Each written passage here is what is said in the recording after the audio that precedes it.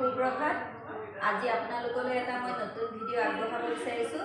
ভিডিঅ'টো বহুত দৰকাৰী ভিডিঅ', যিহেতু মানুহৰ দৈনন্দিন জীৱনত যদি এখন ৰুটিন বনাই লোৱা হয় তেতিয়াহ'লে দিনটো সুন্দৰকৈ অতিবাহিত কৰিব পাৰি আৰু জীৱনটো সুন্দৰকৈ উঠি আহে। সেয়েহে আমাৰ এই যোগাসন চেণ্টাৰত আজি সুন্দৰকৈ এখন ৰুটিনৰ ওপৰত কি উপকাৰ হয় তাৰ বিষয়ে ছাৰেও ক'লে, আৰু সেই ভিডিঅ'টোকে মই আপোনালোকৰ ওচৰলৈ দিব বিচাৰিছোঁ। গতিকে আপোনালোকে ভিডিঅ'টো সুন্দৰকৈ চাব, সকলোৱে উপকৃত হ'ব পাৰিব। আমাৰ কামবিলাকৰ প্লেনিং নাথাকে। আজি এসপ্তাহমানৰ পৰা হয়, যিটো আমাক আগতে ৰুটিন বনাব সেইটো সময়ত আমাৰ আগৰ পৰা কামবিলাক বহুত নিয়াৰিকৈ হৈছে। কাৰণ আমি কামখিনি আগতে প্লেনিং কৰি লওঁ যে আজি এতিয়া আগত যোৱাৰ পিছত কি কাম কৰিম, তাৰ 8 ঘণ্টাৰ পিছত কি কৰিম, গোটেই কামৰ প্লেনিং থাকে। সেইটো হিচাপে কামখিনি নিয়াৰিকৈ সময়ৰ আগত শেষ হয় আৰু খুব এটা বাধা নাহে। কামবিলাক প্লেনিঙত কামবিলাক কৰি আছোঁ, গতিকে আমাৰ কামবিলাক খুব নিয়াৰিকৈ ধুনীয়াকৈ হৈ যায়। আমাৰ টাইম মেনেজমেণ্টৰ সময়ৰ মূল্যটো বুজা গৈছে এতিয়া, আৰু আগতে কি হয় উত্থপ্ত এটা পৰিৱেশ সৃষ্টি হয় অফিচ যোৱাৰ আগত। এতিয়া সেই উত্থপ্ত পৰিৱেশটো নাথাকে, কাৰণ চব বস্তু প্লেনত হৈ যায়। সময়টো বহুত বাচে। অফিচ যোৱাৰ আগতে 10টালৈকে কামেই কৰি থাকোঁ, তথাপিতো দৌৰা-দৌৰি হৈ ওলাই যাওঁ, কাম থাকিয়ে যায়। এতিয়া সেই কামবিলাক নাথাকে, 9টা বজাতে আমি পূৰা ফ্ৰী হৈ যাওঁ। গতিকে মই 9:30লৈকে ধুনীয়াকৈ অকল ৰেষ্ট কৰি পেলাই ধুনীয়াকৈ অফিচ যাব পাৰোঁ আৰু ভাগৰো নালাগে।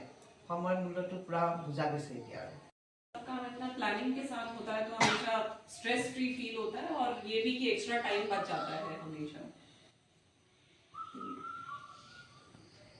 সময় টাইম মতো কামটা করার পরে মানে অনেক মানে টাইম মেকআপ হয়। এখানে স্যারে আমরা তো আগের থেকে আমার এটা রেডি আর কি, সব টাইমটা ই করা, কিন্তু স্যারে এখানে যেটা শিখিয়েছে এটা যে নাকি কথাটা মানে খেয়াল করে তার কাম একদম মানে সারাদিনের রুটিন একদম ঠিক হয়ে সময়ও বাঁচাইতে পারবো সে। যোগ মানে হ'ল লাইফষ্টাইল। যোগ মানে হ'ল শৰীৰৰ লগত মনৰ যোগ, মনৰ লগত আত্মাৰ যোগ, আত্মাৰ লগত পৰমাত্মাৰ যোগ। যোগ হ'ল আমাৰ লাইফষ্টাইল, আমাৰ চিষ্টেমেটিক আমাৰ জীৱনটো যদি চিষ্টেমেটিক আমাৰ ষ্ট্ৰেছ ফ্ৰী হয়। আজিৰ দিনত মানুহে মেক্সিমাম ভুগি আছে যে ষ্ট্ৰেছ, ইমান বেছি ষ্ট্ৰেছ, ইমান বেছি টেনশ্যন, ইমান ডিপ্ৰেশ্যনত গৈ আছে। আৰু মেইন কাৰণটো হ'ল আমাৰ প্লেনিং নাই। আমি কি কৰিম, তাৰপিছত কি কৰিম, আৰু একটো প্লেনিং নাই, দ্বিতীয়তে সন্তুষ্টি নাই।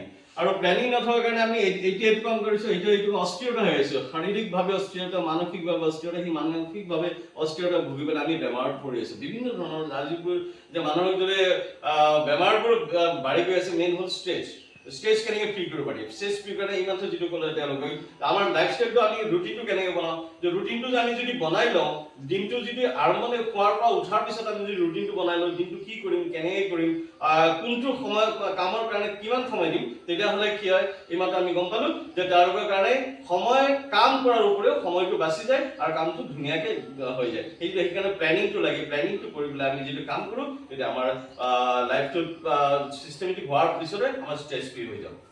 Thank U.